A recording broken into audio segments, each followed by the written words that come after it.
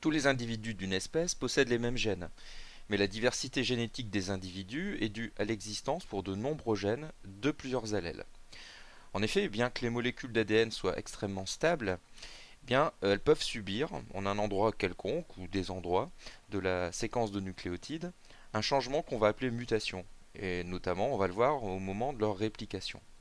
Et ces mutations seront à l'origine de la biodiversité. Voyons cela d'un peu plus près.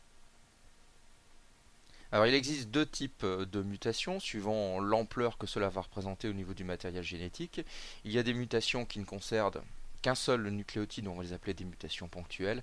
Par contre, celles qui concernent un plus grand nombre de nucléotides vont s'appeler des mutations de grande ampleur. Alors comment Intéressons-nous maintenant au type de mutations ponctuelles et à leurs conséquences. Alors on les regroupe généralement en trois types. Alors on va prendre cet exemple ici d'une séquence de nucléotides. Eh bien, tout d'abord, il peut y avoir remplacement d'un nucléotide par un autre, c'est ce qu'on va appeler une mutation par substitution.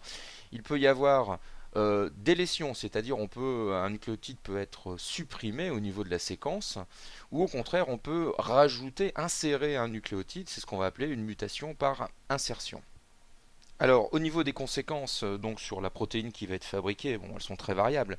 Donc, si on part par exemple dans les mutations par substitution, du fait de la redondance, on l'a vu, du code génétique, une mutation pourrait être silencieuse, c'est-à-dire elle ne pourra pas entraîner une modification de la séquence d'acides aminés codés. Par contre, une mutation peut conduire au remplacement d'un acide aminé par un autre. Dans ce cas, la conséquence sur la fonction de la protéine sera variable selon la position de cet acide aminé au sein de la protéine. Alors cette mutation peut être neutre si la fonction de la protéine codée n'est pas modifiée malgré le changement de cet acide aminé. En revanche, la protéine peut également perdre sa fonction totalement ou en partie. Donc les répercussions seront donc extrêmement variables. Alors plus embêtantes sont les mutations par délétion et insertion. En effet, ce sont des mutations qui, après la localisation donc de la mutation ici, eh bien, vont décaler, modifier totalement les triplets de nucléotides qui suivent. Et bien souvent, ça va conduire à l'apparition d'un codon stop. Donc on aura une protéine qui va être très très modifiée, voire qui ne sera plus fonctionnelle, ou perdre une grande partie de sa fonction. Alors les mutations ont lieu de manière spontanée, elles apparaissent plus fréquemment dans des cellules qui sont en division et parce qu'elles résultent en fait d'erreurs lors de la réplication de la molécule d'ADN. Bon, cependant, il peut y avoir aussi des erreurs en dehors de la réplication lorsque l'ADN va être endommagé, par exemple, par des facteurs extérieurs. Alors ces facteurs extérieurs, on va les appeler des agents mutagènes. Alors faisons juste un rapide aperçu de ce que sont ces agents, de quelques agents mutagènes. Donc par exemple les ultraviolets que vous connaissez bien avec leur action au niveau de la peau qui peut provoquer un vieillissement prématuré de la peau ou l'apparition par exemple de cancer de la peau, ici un mélanome. Alors, ces mutations donc, qui sont dues aux rayons ultraviolets du soleil eh bien, peuvent provoquer accidentellement, par exemple ici, des liaisons covalentes entre deux bases azotées, entre deux thymines ici. C'est ce qu'on va appeler des dimères de thymine. Alors, d'autres agents mutagènes comme par exemple les rayons X, les rayons gamma, enfin les rayons ionisants d'une manière générale, qui eux eh bien, vont provoquer soit des disparitions, par exemple, de bases azotées, ou provoquer des cassures au niveau des chaînes de la molécule d'ADN. Un troisième agent mutagène qui est aussi extrêmement important, ce sont les virus qui, du fait de leur insertion dans notre matériel génétique, au sein de notre propre molécule d'ADN, eh bien, vont perturber à l'endroit où ils s'insèrent l'expression de certains gènes, par exemple ici donc le virus de l'herpès.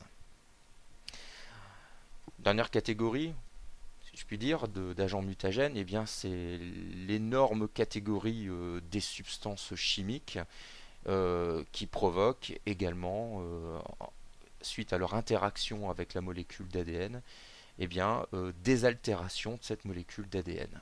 Et donc des mutations qui pourront être transmissibles lors des divisions cellulaires.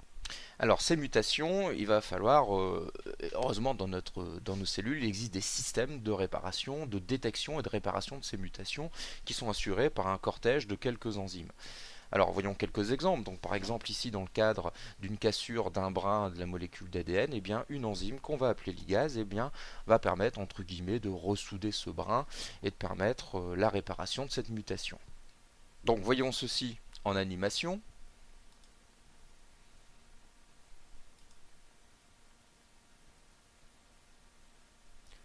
La lésion est repérée mais va arrêter temporairement la réplication, donc l'enzyme va passer cette zone et c'est maintenant que la réparation va se faire.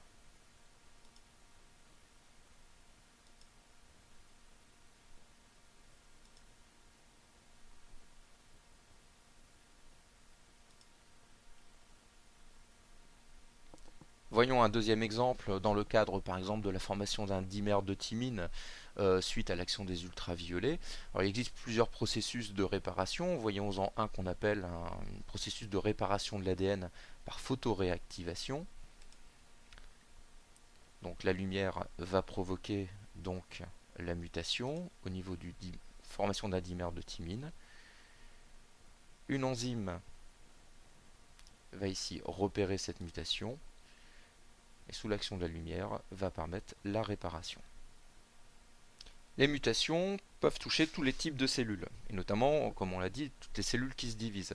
Alors on va distinguer les mutations donc somatiques des mutations dites germinales. Alors les mutations somatiques, dans les mutations somatiques, eh bien, sont les cellules qui ne participent pas à la formation des cellules reproductrices. Alors ces mutations ne se transmettent pas à la descendance de l'individu concerné, mais en se multipliant, ces cellules vont pouvoir former un clone dont toutes les cellules vont posséder la mutation. C'est par exemple le cas de cellules, enfin d'une cellule qui est devenue cancéreuse et qui, en se multipliant, eh bien, va former un clone de cellules cancéreuses et être à l'origine, par exemple ici, de l'apparition d'une tumeur. En ce qui concerne les mutations germinales, eh bien, ce sont des mutations qui affectent les cellules à l'origine des ovules ou des spermatozoïdes. Et là, par contre, ça pourrait être transmis dans le cadre d'une fécondation à la cellule œuf. Donc les mutations sont toujours liées à des phénomènes qui ont lieu au sein des cellules, qui entraînent un changement dans l'ADN. Elles peuvent être héréditaires ou non héréditaires. Alors, ces mutations, on a vu précédemment que elles avaient des conséquences sur la protéine qui était fabriquée. Et bien souvent, on pense que ces conséquences sont la cause de maladies génétiques. Bon, en réalité, ce n'est pas toujours le cas. Et ces mutations vont être aussi à l'origine d'une biodiversité du monde vivant. Alors, prenons l'exemple ici des groupes sanguins que vous connaissez depuis la classe de 3e, eh bien ces groupes sanguins A, B, O sont issus en fait de mutations. Donc on est loin ici d'une maladie génétique si vous êtes porteur d'un groupe sanguin A, B ou O.